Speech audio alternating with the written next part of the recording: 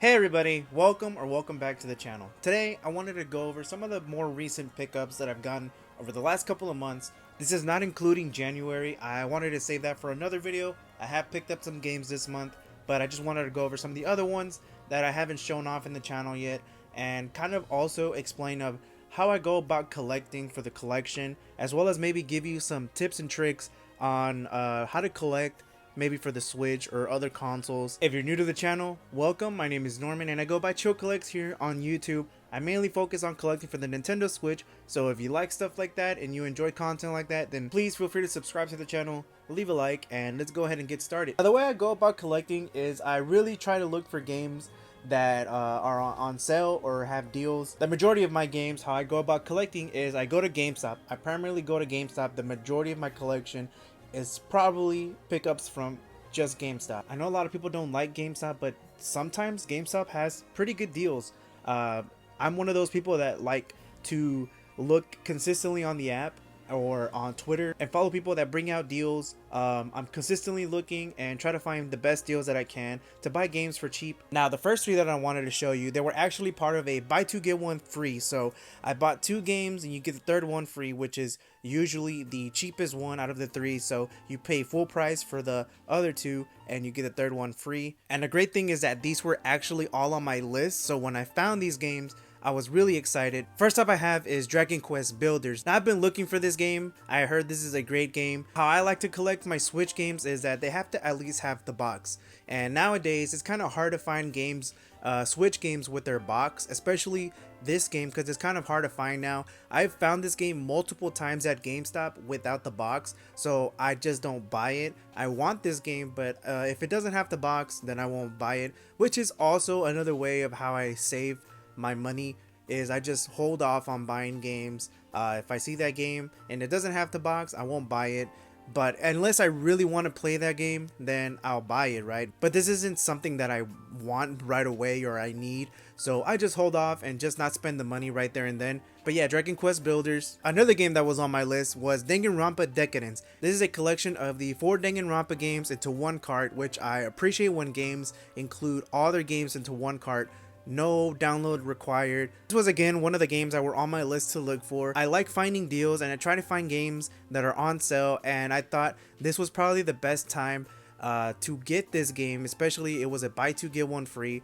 I had the money, so I bought this one. This was the most expensive one from the deal, so this one I paid for, Dragon Quest I paid for, and the third game that I picked up was Valkyria Chronicles 4. This was another game that was on my list. I personally love strategy RPGs, tactical RPGs. As you can see, I'm currently playing it right now. I'm on chapter 4. I'm not that far in, but so far I'm really liking it. The art style that it takes, it has the watercolor filter. It goes really well with the game, especially the story of the game. It takes place during war times. Here's another game that I picked up that was on my list, and that is Trails from Zero. I am currently collecting or looking for all the Legend of Heroes games on the Switch. I currently have Trials of Cold Steel and Trails to Azure, and now I have Trails from Zero. I am missing the other games, I think Reverie and Cold Steel 4, and then a new one's coming out this year, Daybreak, that I'm looking forward to. As you can see, I paid $38 for it. I don't know if this one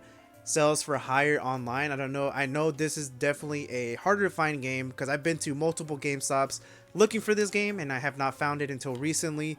Very happy to pick this up. Another tactical RPG that I was able to add to my collection is Persona 5 Tactica. I have played this a bit already and I'm really enjoying it so far. I really like the art style it has. Like, it's almost like a chibi art style. Now, Persona 5 was the first Persona game that I played in the series, and this is just another, I guess, a sub-series or whatever you want to call it in the Persona 5 universe. The next game I have here is Goodbye World. Now, I honestly don't know anything about this game. I bought it because this was one of the games that GameStop was doing a sale on. Every day they were putting up new games that were gonna go on sale, and I bought this for $20. Now, I don't know again what this game is about. I just bought it. I thought $20 was pretty well worth it. If anybody knows anything about it, leave a comment down below and let me know if this game is worth playing, and maybe I'll probably get into it. It looks like an interesting game, so maybe I'll give it a try. Next up, I have Double Dragon Gaiden. Now, I personally never played any of the Double Dragon games, but I know that Double Dragon is a beat 'em up game, and this was on sale for $15 on GameStop. Again, I look through GameStop a lot, the GameStop app and the website, as well as Twitter. Whenever they have deals going on, I usually am always on there and seeing what games go on sale. And this was one of the games that had gone on sale for one of the days for GameStop, and it was selling for 15 bucks. I don't know how much it normally went for, but I thought $15 for a beat 'em up game was definitely worth it, especially because this actually includes inserts. As you can see, it had some extra bonuses in here. It had some stickers as well as a poster. I really appreciate when games and game companies include extra stuff in their games. Nowadays, you don't even see that anymore. Game companies just stop putting manuals in there, or anything extra to be included in the game is usually now pre-order bonuses. But I really appreciate when they do include it with the game, or when they have reversible cover arts or inside cover art. It really takes me back to back then when I used to open up my PS2 game cases and look at their manuals just to figure out the buttons to the game or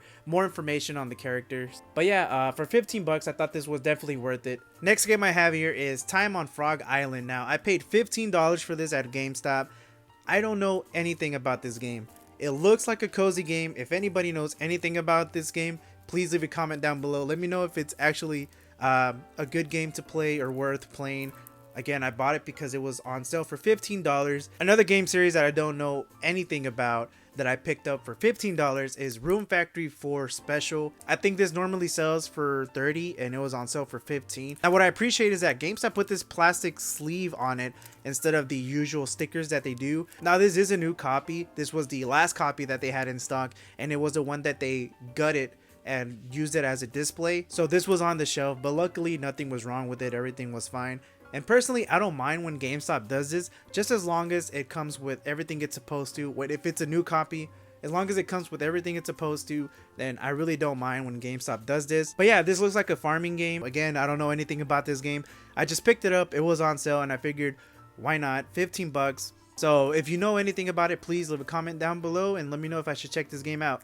Now, a game that I've actually been wanting to buy, but I couldn't justify paying that much money for it, is CapCon Fighting Collection. Now, usually games like these drop in price a couple months in, and this is one of the ones where I figured eventually it's going to drop down in price. As you can see, it was originally 30 bucks, but it was 50% off, so $15. Now, this was the last copy at GameStop. As you can see, it has the sticker, which I personally do not like. I don't like when they put this, because when I take these off, it leaves all this residue on the side. Yes, you can clean it up, but personally, if I had to choose, I would ask the employee to not put this sticker and just put it in a sleeve. Like I mentioned, GameStop was having a whole bunch of sales last year. I think this sale is actually still going on throughout all the consoles. They were having the 25, 50, and 75% off a bunch of games, and luckily I was able to find this copy, because I know a lot of these games that had gone on sale were going out of stock fast. But I was very happy to find this one,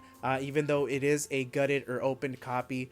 But again, I don't mind as long as it has everything it's supposed to have. Now, this next game was on sale for $20, and honestly, that's really the only reason why I bought it. And that is the Clive and Wrench Collector's Edition. There was a standard version that actually went for cheaper. It was $10, but I figured $10 more for the Collector's Edition. Why not pick it up? It's a 3D platformer from what I know. I don't know too much about this, and it came with some extra goodies. Now, this next game was actually my best find of 2023 that I actually have been wanting for the collection. Now, I personally like fighting games, although I'm not a professional. I still do enjoy them.